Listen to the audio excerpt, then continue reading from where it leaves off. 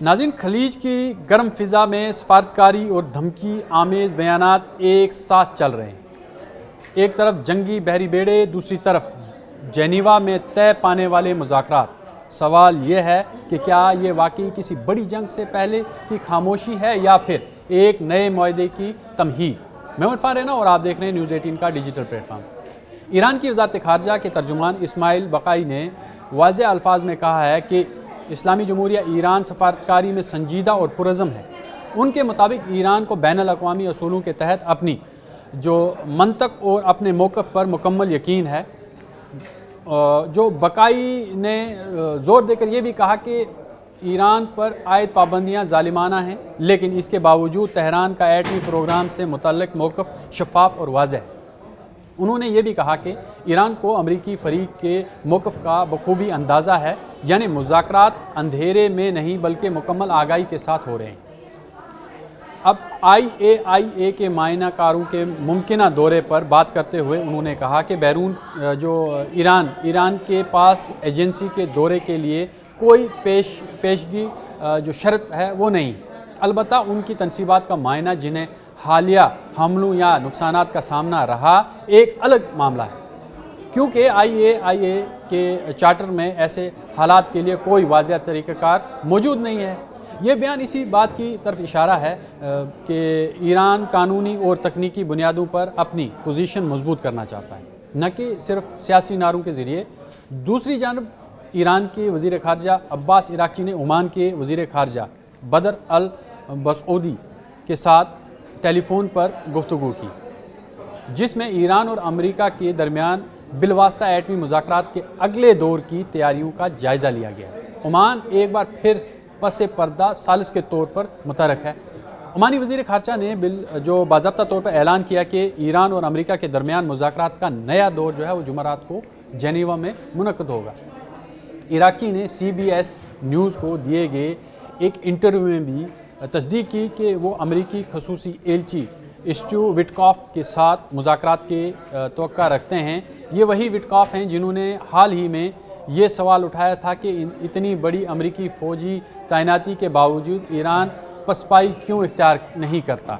یہ بنیاد دراصل واشنگٹن کے اندر موجود ایک حیرت کو ظاہر کرتا ہے کہ دباؤ کی حکمت عملی اب تک ایران کو مکمل طور پر جھکا نہیں سکی ہے۔ وہیں یاد رہے کہ 12 روز جنگ کے بعد، جو 12 روزہ جنگ ہوئی تھی ایران اور اسرائیل کے، اس کے بعد تہران اور واشنگٹن کے درمیان پہلا بالواسطہ 6 فروری 2026 کو مسقط میں ہوا تھا۔ اس موقع پر ایرانی اور امریکی ٹیموں، جو دونوں ٹیمیں تھیں، انہوں نے جو براہ راست ایک دوسرے سے بات نہیں کی، بلکہ عمانی وزیر خارجہ کے ذریعے اپنے خیالات، تحفظات اور تجاویز کا تبادلہ کیا۔ یہ ماڈل اب بھی جاری ہے، جس سے ظاہر ہوتا ہے کہ اعتماد کی کمی برقرار ہے، لیکن رابطوں کے جو دروازے ہیں وہ بند نہیں ہوئے ہیں۔ اسی دوران عراق، قطر اور دیگر جو علاقائی ممالک ہیں وہ بھی اس سفارتی عمل میں دلچسپی لے رہے ہیں۔ ایرانی وزیر خارجہ نے جو عراقی ہم منصب ہے فواد حسن اور قطری وزیر خارجہ جو ہیں محمد بن عبد الرحمن الثانی سے بھی گفتگو کی ہے۔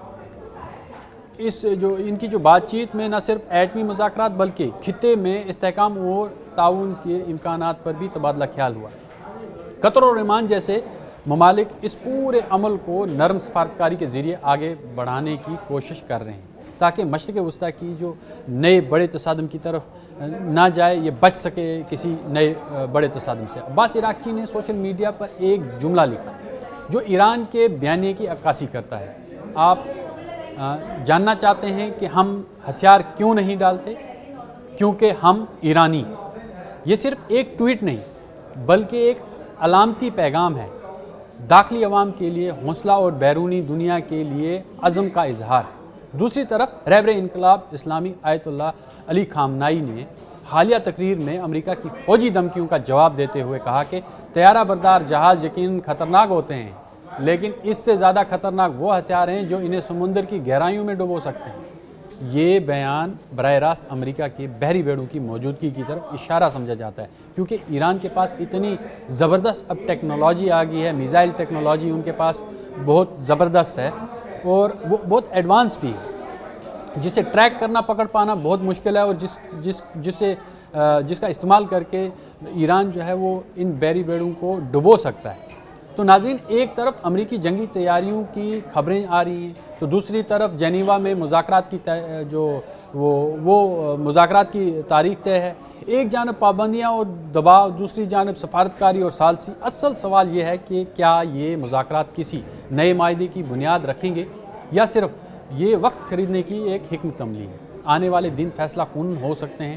اگر جنیوا میں کوئی پیش رفت ہوتی ہے تو خطے میں کشیدگی کم ہو سکتی ہے، لیکن اگر بات چیت ناکام ہوئی تو وہی فوجی آپشن دوبارہ میز پر آ سکتا ہے، جس کا ذکر واشنگٹن میں کھلے عام ہو رہا ہے۔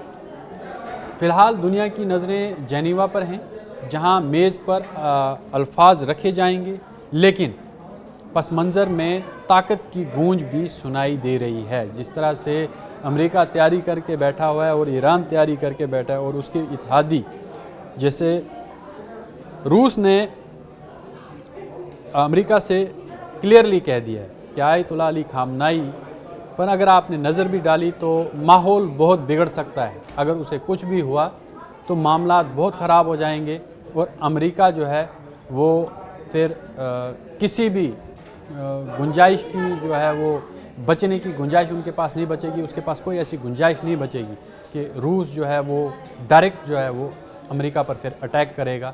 پھر اس کے پاس میں کوئی چارہ اور نہیں بچے گا، کیونکہ ایران جو ہے وہ روس کا بہت قریبی اتحادی ہے، اور وہ اسٹریٹجک پارٹنرز جب ہوتے ہیں، اور پھر آپ ملیٹریلی بھی جب آپ ایک جوائنٹ جب آپ کا ایک آپریشنز ہو رہے ہوتے ہیں اور جوائنٹلی آپ کوئی بھی کام کر رہے ہوتے ہیں، پھر ایم او یو سائن ہوئے ہوتے ہیں، اور پھر دفاعی معاہدے جب ہوتے ہیں آپ کے، تو پھر کوئی بھی ملک جو ہے وہ ایک دوسرے کا جو ہے وہ رازدار بھی ہوتا ہے اور پھر پکا دوست بھی ہوتا ہے۔